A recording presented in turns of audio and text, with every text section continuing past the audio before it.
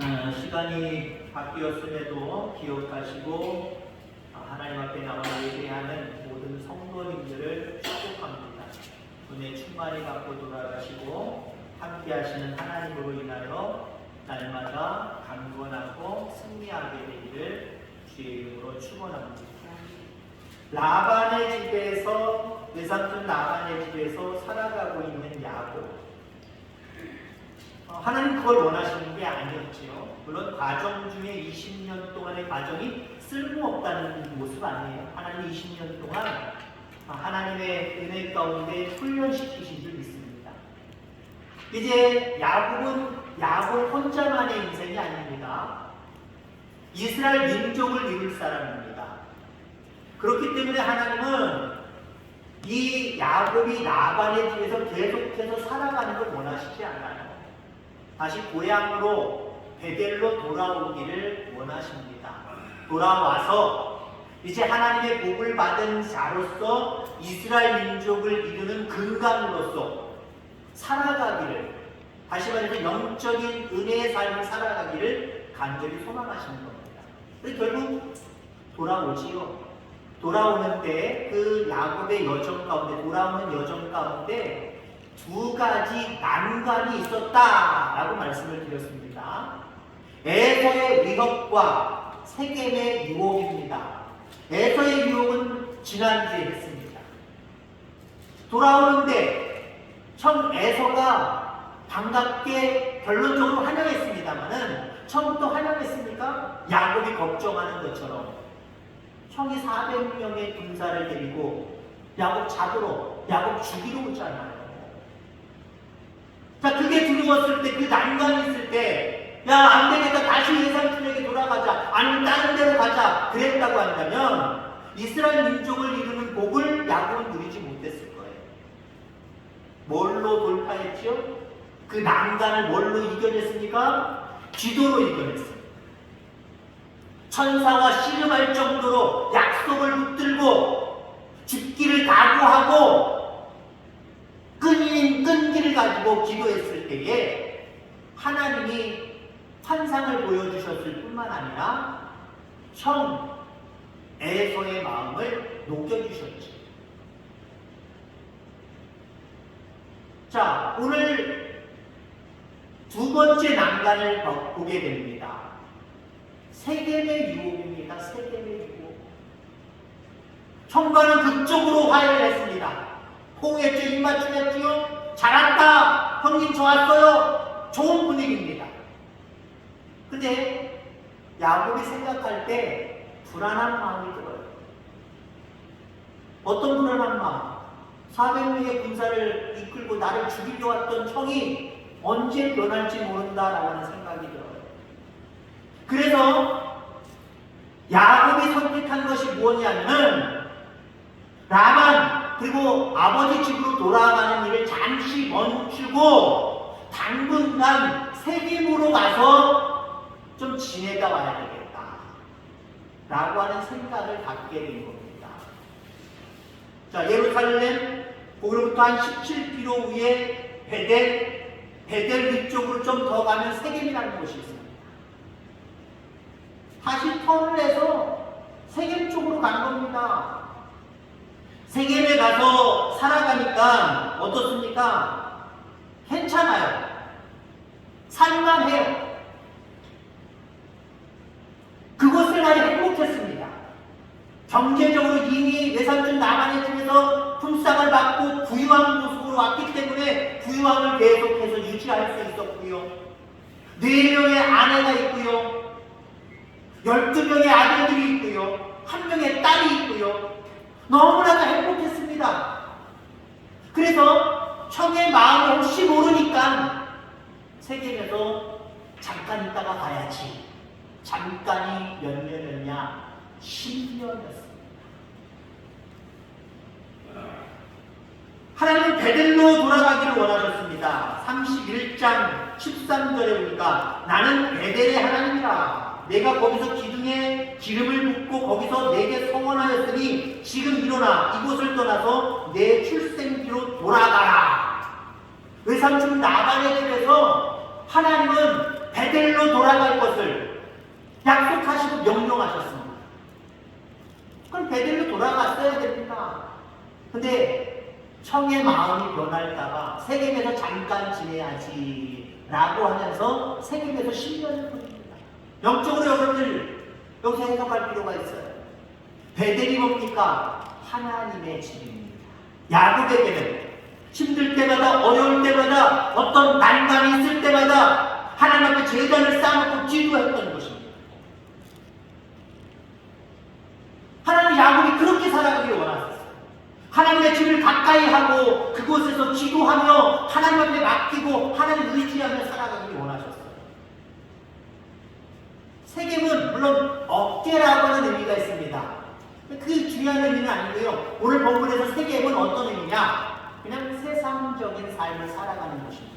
한마디로 믿음 없는 세상을 의미해요.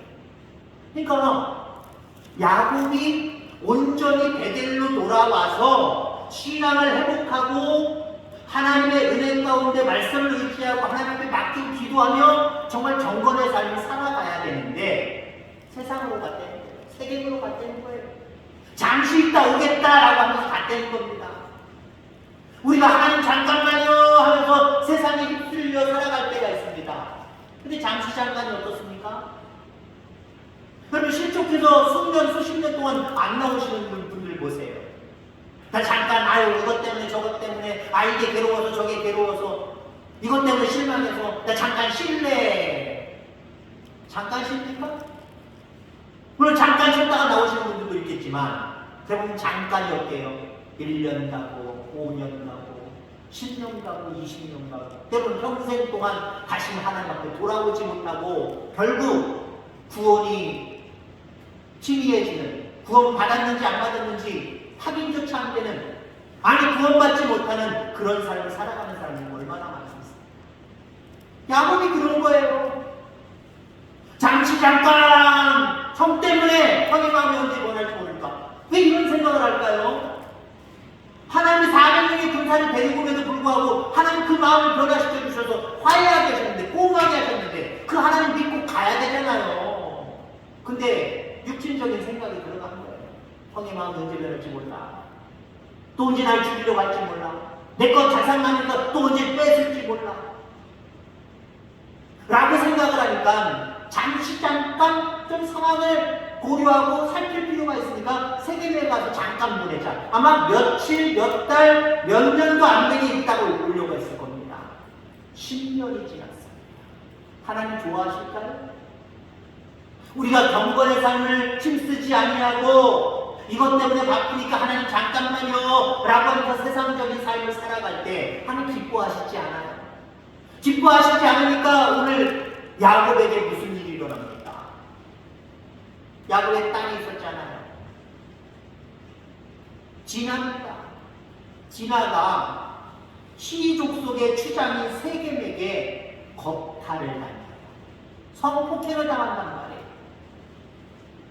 그래놓고 이 세겜이 야곱에게 우리 둘 사이에 결혼하게 해달라 라고 부탁을 하지요. 이방인입니다. 결혼시킬 수 있는 입장이 아니에요. 그때 야곱의 마음은 얼마나 아플까요? 잠시 잠깐 여기 머물겠다라고 생각하고 베델을 멀리하고 베델을 외면하고 10년 동안 산 이 모습이 결국 내 딸에게 큰 상처를 주는 꼴이 되어버렸잖아요. 후회스러웠을 겁니다. 그냥 베델로 돌아갈 걸, 계속해서 진행할 걸, 내가 왜 이 세상까지 올라와서 야 좋구나 평안하구나 괜찮구나 그러면서 왜 내가 10년을 살았을까? 결국 그 결과가 내 딸의 마음속에 상처가 생기는 겁니다. 아마 이렇게 생각했을 겁니다. 오빠들은 머리끝까지 박아놨습니다.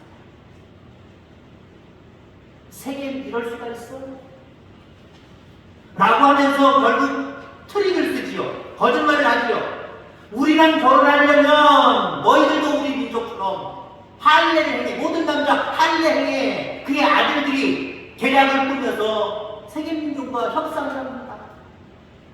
그러니까 주장 세겜은 디나와 결혼하고 싶어서 그 명령이 그 말에 순종하지요. 알았어. 우리가 다 모든 남자들이 할례를 행한 사이에 디나의 오빠들, 12 오빠들이 결국 일을 저지르잖아요. 세겜의 남자들 다 죽이는 그런 모습들을 바라보게 됩니다. 이러한 일의 경과 속에 야곱은 세겜의 조건을 수락함으로써 그들과 여기서 섞여 살아야 되겠다라는 하는 생각을 한 것처럼 보여집니다. 오빠들, 자식들은 화가 나서 그런 일을 꾸몄지만 야곱은 어쩔 수 없지. 여기서 살려면 그냥 결혼 관계 맺을 수밖에 없지. 아마 이런 생각까지 하지 않았나 이렇게 추측해 볼 수 있다는 겁니다. 그만큼 야곱은 영적인 침체기에 있었다라고 합니다. 영적인 침체기에 야곱이 빠져있을 동안 중요한 것은 하나님이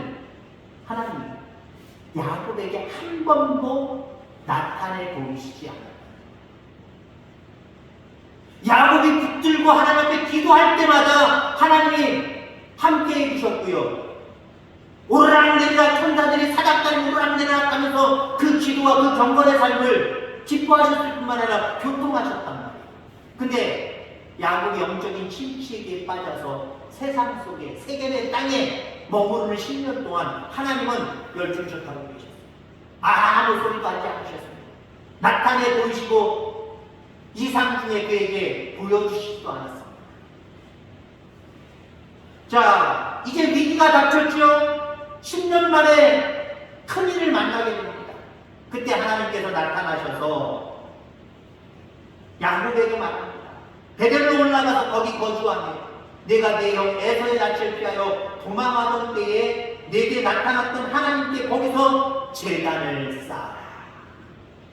베델로 돌아가. 또 거기서 예전에 제단 쌓고 기도했던 것처럼 하나님 앞에 예배하는 삶을 살아. 하나님의 명령은 그거였습니다. 우리가 영적인 침체기를 가질 수 있습니다.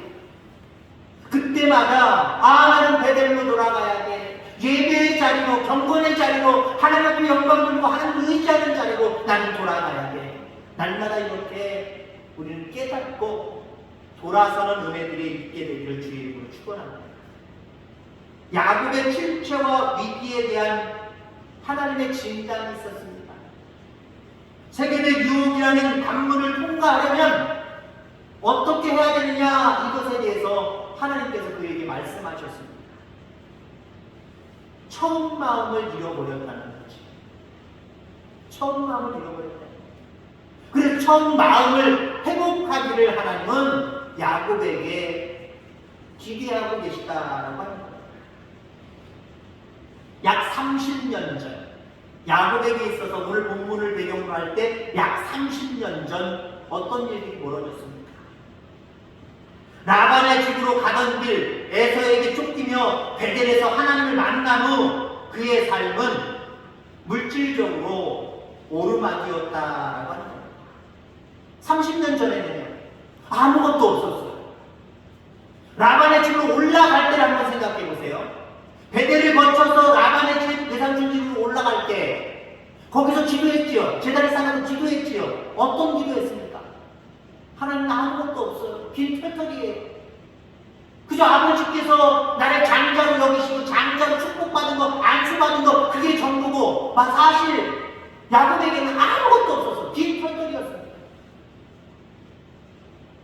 엄마 리브가가 가르쳐준 외삼촌 집으로 향하여 좀 도망가고 있는 겁니다. 아무것도 없었지만 그래도 그에게 있었던 것이 있기에 하나님을 의지하고 하나님을 붙드는 것, 그것만 있었습니다.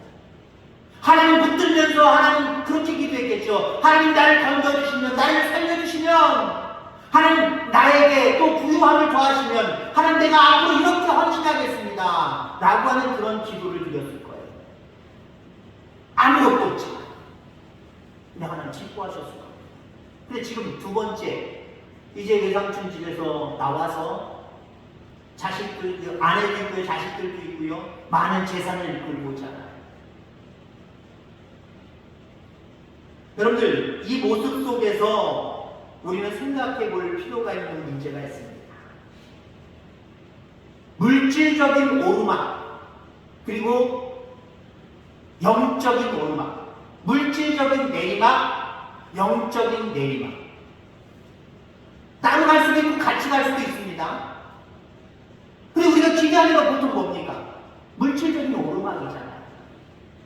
지난번에는 없었지만 이번에 많게 해주시고 더 가지게 하여 주시옵소서. 그래서 우리는 물질적인 오르막을 요구할 때가 참 많았어요. 야곱의 인생을 보세요. 적어도 장자의 축복을 받고 외삼촌 라반의 집으로 도망할 때부터 돌아오는 그 상황, 세겜에서 살 동안에 10년 동안 한번 생각해 보세요. 계속 오르막이었어요. 물질적인 오르막이었습니다. 아무것도 가지지 않고 도망했던 그 형편 속에서 빈주머니 가지고 외삼촌 라반의 집에서 20년 동안 생활하면서 많은 것들을 가졌잖아요. 4명의 아내를 가지게 됐잖아요. 12명의 아들들을 가지게 됐잖아요. 많은 재산을 가지고 돌아오게 되었잖아요. 근데 어떻습니까? 돌아와서 10년 동안을 보세요. 그리고 그의 장자권을 가지고 아버지 집에서 떠날 때부터 돌아올 때까지 그 세겜에서 살았던 10년 동안을 쭉 한번 30년을 한번 생각해 보시기 바랍니다. 신앙적으로 내리막이에요. 처음 아무것도 가지지 않았을 때, 빈털터리했을 때는 오직 하나님이었습니다. 오직 하나님. 베델에서 오직 하나님께 의지하고 내 생명 살려주세요. 여기서 형한테 잡히지 않게 해주세요. 잘 도망가게 해주세요. 도망가서 형통하게 해주세요. 우리 아버지가 나를 축복한 대로 그대로 역사해주세요. 그러면 내가 더 충성하고 헌신하겠습니까? 아무것도 없는 상태에서 오직 하나님만 붙들고 살아갔습니다. 외삼촌이 7년 동안 열심히 나이를 내서 일했지만 외삼촌이 속였잖아요. 그런 상황 속에서도 하나님 붙들고 참고 인내하면서 또 7년을 일할 테니까 라엘 주세요. 결국 라엘까지 없고 이제 품삯 주세요. 그런 억울한 상황 속에서도 품삯을 외삼촌이 10번이나 어기면서 행포를 부리는 가운데에서도 하나님 붙들고, 그래도 나름대로 하나님 붙들고 참아오고 참아왔단 말이에요. 근데 적어도 세겜에서의 10년 어떻습니까? 하나님이 그에게 나타나시지 않을 정도로 영적인 내리막길이 있습니다. 그럼 무엇을 더 기대하고 더 오르막의 길을 간절히 소망하십니까? 물론 여러분들에게도 계속해서 물질적인, 적어도 오늘 금년 한 해 더 물질적인 오르막길을 걸어가게 되기를 주의 이름으로 축원합니다. 근데 죄송하지만 이것과 관계없이, 이것도 오르막이고 신앙적인 오르막도 있으면 참 좋겠지만 냉정하게 보면 이것과 관계없이 우리의 신앙은 점점 여러분의 연세가 들어가면 들어갈수록 점점 오르막이 돼야 되지 않을까요? 하나님 나의 믿음이 계속해서 오르막을 걷게 하여 주옵소서. 기도하시기 바랍니다. 옛날에 정말 믿음 좋았는데, 열심히 했는데, 뜨겁게 기도했는데, 말씀 주야로 묵상했는데, 아유 나이 힘들어, 못하겠어. 신앙의 내리막을 걸어가는 저와 여러분들 되지 않기를 주의 이름으로 축원합니다. 그때를 회복하는 거예요. 30년 전에 그때의 모습을 회복해라 라고 하나님은 야곱에게 말씀하시고 우리에게 말씀하시는 줄 분명히 믿습니다. 자, 그 다음에 이 10년 만에, 세겜에서 산 지 10여 년 만에 큰 일을 겪잖아요. 이런 일들 중에서 하나님은 야곱에게 또 무엇을 진단하시고 무엇을 말씀하십니까? 행함이 없는 믿음을 지적하셨습니다. 행함이 있는 믿음을 요구하고 계시다라고 하는 거죠. 30년 전에 도망할 때 그때의 믿음, 그건 오직 마음으로만, 아무것도 드릴 것이 없어 마음으로만 하나님을 찾던 시대였습니다. 그때 하나님 기뻐하셨습니다. 여러분 그겁니다. 우리가 처음 신앙생활할 때 우리가 신앙의 어떤 모습들을 보여준 건 아니잖아요. 다만 내 입술을 통해서 주님 내가 죄인입니다. 주님 믿기로 결정했습니다. 그것만 가지고도 하나님 기뻐했어요. 여러분이 처음에 예수 그리스도를 구주로 영접했을 때 하나님 얼마나 기뻐하실지 한번 상상해보세요. 대단히 기뻐하셨습니다. 근데 그 기쁨을 계속해서 지금도 기뻐하시느냐? 그건 한번 생각해 볼 필요가 있어요. 지금도 목사님 나 죄인임을 고백하고 나 하나님을 구주로 영접하는 믿음 지금도 있는데요. 이 정도면 과거 기뻐하셨던 그 하나님 지금도 기뻐하시지 않겠습니까? 믿음의 단계가 있는 거예요. 이제 우리가 행함을 보여드려야 하나님이 기뻐하시는 겁니다. 초창기 믿음에는 내 입술의 고백만으로도 하나님 기뻐하시지만 이제 이 입술의 고백을 책임질 만한 믿음을 우리가 가져야 된다라고 하는 거죠. 야곱에게 그걸 요구하시는 거예요. 너 아무것도 없을 때도 나만 의지했고 내가 이렇게 해주면 이렇게 하겠다라고 결정하고 약속했지, 소원했지. 이제는 지킬 만한 상황이 되었어. 지킴으로 말미암아, 행함으로 말미암아 나를 좀 기쁘게 해줘. 이게 야곱을 외삼촌 라반의 집에서 베델로 이삭의 고향으로 부르신 목적이 바로 여기에 있다라고 하는 거예요. 베델로 올라가라라고 하신 것은 어떤 의미가 있을까? 이제 너의 처음 고백이 진실이었다는 것을 행동으로 실현해라. 이겁니다. 또 이 베델에서 처음 단을 쌓고 기도할 때 뭐라고 기도했어? 어떻게 기도했어? 이제는 책임져야 될 거 아니야. 기도에 대한 책임을 가져야 될 거 아니야. 책임지는 삶을 살기 위해서 다시금 이 베델로 돌아가. 이걸 말씀하고 있다라고 하는 겁니다. 물론 여러분들 야곱이 세겜에 잠시 형 때문에 머물다 가야지 하고 세겜에 갔을 때 역시 거기서도 제단을 쌓았어요. 거기서 제단을 쌓고 뭐라고 고백을 했냐면은 엘렐로의 이스라엘이라고 고백을 했습니다. 하나님, 이스라엘의 하나님, 이렇게 고백하면서 영광을 올려드렸어요. 거기서는 한마디로 예배의 삶을 살아갔다라고 하는 겁니다. 자, 그런데 문제는 무엇이냐? 그 예배를 우리 가인과 아벨의 제사를 통해서 보는 것처럼 어떤 제사는 받으시고 어떤 제사는 안 받으셨죠? 엘렐로의 이스라엘이라면서 거기서도 세겜에서도 제단을 쌓았지만 하나님 그걸 한마디로 받으실 수가 없으셨습니다. 왜 그랬느냐?